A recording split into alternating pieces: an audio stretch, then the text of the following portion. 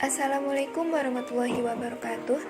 Hai teman-teman, pada kesempatan kali ini kajian kurikulum biologi kami akan memaparkan materi studi komparasi kurikulum biologi dari berbagai negara, terutama di Indonesia, Australia, Jepang, dan Cina.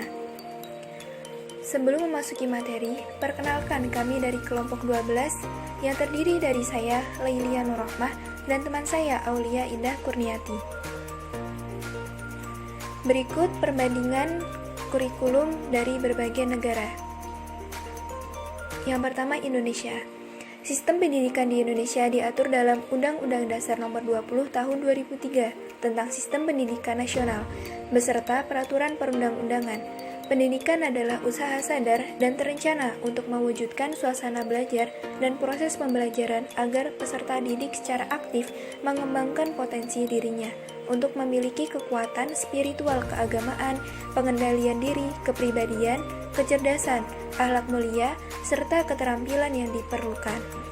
Dasar dari pendidikan nasional adalah Pancasila dan Undang-Undang Dasar 1945 yang berakar pada nilai agama, kebudayaan nasional Indonesia, dan tanggap terhadap tuntutan zaman. Komponen pendidikan secara keseluruhan saling terkait secara terpadu untuk mencapai tujuan pendidikan nasional.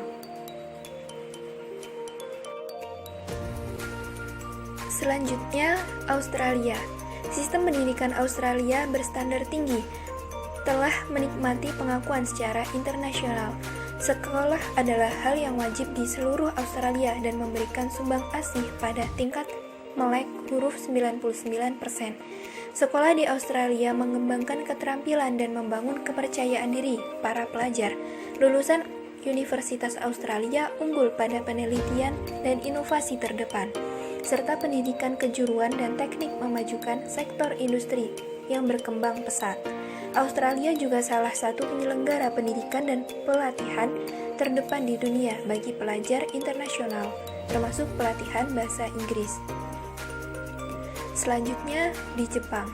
Kurikulum sekolah ditentukan oleh Menteri Pendidikan yang kemudian dikembangkan oleh Dewan Pendidikan Distrik dan Kota.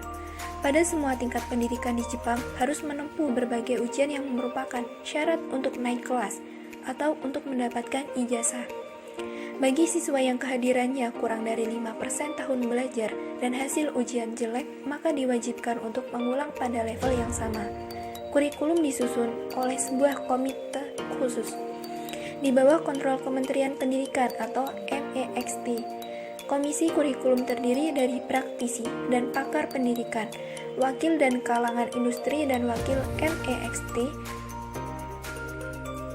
Komisi ini bertugas mempelajari tujuan pendidikan Jepang yang terdapat dalam Fundamental Education Law, lalu menyesuaikan dengan perkembangan yang terjadi baik di dalam maupun luar negeri. Pembaharuan kurikulum Jepang setiap 10 tahun sekali.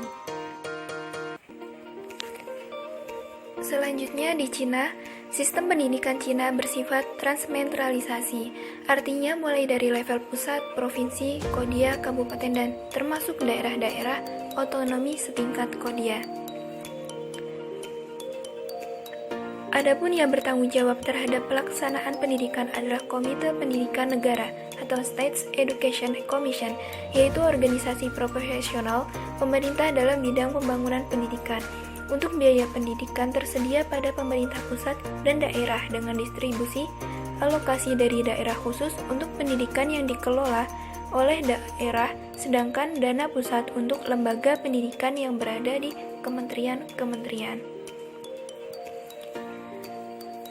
Kemudian jenjang pendidikan. Jenjang pendidikan di Indonesia ditempuh mulai dari TK, SD, SMP, SMA, lalu perguruan tinggi. Di Australia, mulai dari pendidikan dasar atau primary school, pendidikan menengah atau secondary school atau high school, kemudian pendidikan tinggi atau universitas, dan TAFE College. Di Jepang, dimulai dari taman kanak-kanak atau Yushin, kemudian sekolah dasar atau Shogako, sekolah menengah pertama Chugako, sekolah menengah atas atau Kotugako, kemudian pendidikan lanjutan. Di Cina, mulai dari pendidikan anak usia dini atau PAUD dengan durasi 3 tahun, kemudian lanjut sekolah dasar 6 tahun, sekolah menengah pertama 3 tahun, sekolah menengah atas 3 tahun, lanjut pendidikan akademi atau D3 2-3 tahun, pendidikan jurusan teknik 4 tahun, sarjana S1 4 tahun, pasca sarjana atau master S2 2-3 tahun, dan doktor 3 tahun. Materi yang dipelajari Indonesia mengenai materi tentang ruang lingkup biologi, kerja ilmiah, dan keselamatan kerja serta karir berbasis biologi. Australia mempelajari materi mengenai penyakit dan gangguan non-infeksi yang meliputi hemostasis, penyebab dan efeknya, epidemiologi, pencegahannya, serta teknologi dan gangguan yang terjadi. Di Jepang, materi yang dipelajari mengenai evolusi biologi yang di dalamnya meliputi asal-usul kehidupan dan transisi organisme yang mencakup awal kehidupan, evolusi organisme, dan evolusi manusia. Yang selanjutnya ada tabel perbandingan kurikulum Indonesia, Australia, Jepang, dan Cina. Yang pertama, aspek Indonesia, yaitu aspek pedagogik dan aspek didaktis. Aspek Australia yaitu mengembangkan keterampilan belajar. Aspek Jepang yaitu struktur terpusat dengan pembelajar berpusat pada pendekatan. Sedangkan aspek Cina yaitu pedagogi dan sumber daya penelitian guru. Aspek yang ditinjau selanjutnya yaitu tujuan kurikulum. Tujuan kurikulum di Indonesia yaitu mengupayakan siswa untuk mencapai kompetisi tertentu, memberikan bekal akademik untuk melanjutkan ke jenjang pendidikan tinggi, serta siswa mampu menyelesaikan masalah secara wajar dan menjalankan hidup secara bermanfaat.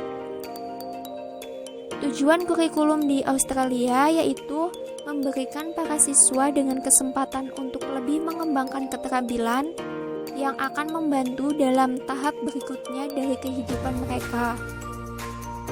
Tujuan kurikulum di Jepang yaitu merancang pengalaman belajar dan tugas penilaian yang menarik, menantang, dan dapat dicapai untuk semua peserta didik, yang mendorong mereka untuk memahami dan menghargai keberagaman dan menghormati semua orang.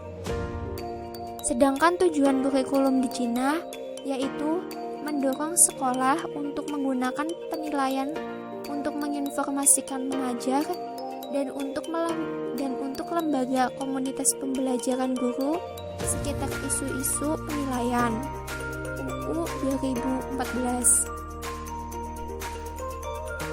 Aspek yang ditinjau selanjutnya yaitu penyusunan kurikulum.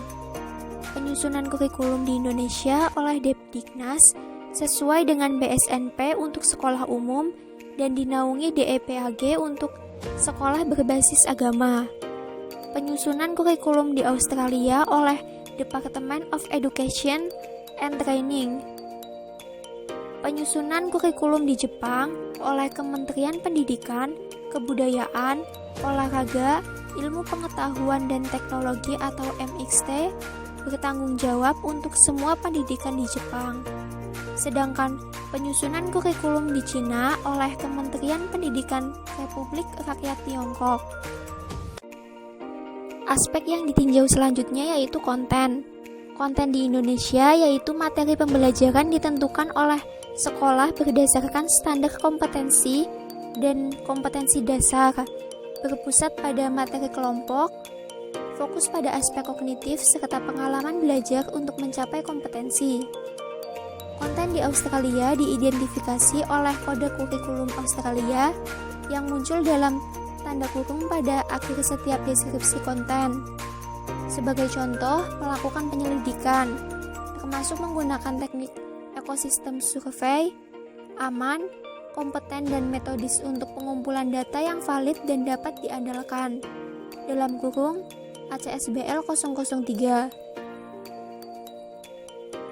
Konten di Jepang Pendekatan berpusat pada peserta didik memberikan kesempatan bagi peserta didik untuk menegosiasikan makna dalam menanggapi masukan dan untuk mengembangkan ucapan-ucapan kreatif mereka sendiri untuk memenuhi komunikasi dan kebutuhan pemecahan masalah dari tugas-tugas yang menarik, menantang, dan relevan untuk pelajar. Sedangkan konten di Cina bergerak dari sistem pembelajaran hafalan dan lebih menekankan pada mendapatkan pemahaman yang lebih dalam, berpikir kritis, dan menerapkan pengetahuan untuk memecahkan masalah baru. Aspek yang ditinjau terakhir yaitu penilaian. Penilaian di Indonesia mengacu pada 3 aspek yaitu kognitif, psikomotorik, dan afektif, didasarkan pada materi esensial yang relevan dengan kompetisi yang harus dicapai siswa, serta ujian menggunakan berbagai teknik dan metode penilaian. Penilaian Australia mendukung pendekatan standar direferensikan ke penilaian merinci, penting tentang pengetahuan pemahaman, keterampilan, nilai-nilai dan siswa sikap akan mengembangkan dan menguraikan standar yang jelas dari siswa apa yang diharapkan, mengetahui dan dapat dilakukan. Penilaian Jepang, silabus memberikan dasar bagi guru untuk merancang pengalaman belajar dan tugas penilaian yang menarik, menantang, dan dapat dicapai untuk semua peserta didik, yang mendorong mereka untuk memahami dan menghargai dan menghormati semua orang. Sedangkan penilaian di Cina yaitu mengajar dialogis dan belajar, kerja kelompok, debat, dan lebih banyak ruang untuk bicara siswa. Berikut daftar pustaka yang kami gunakan untuk menyusun PPT kali ini.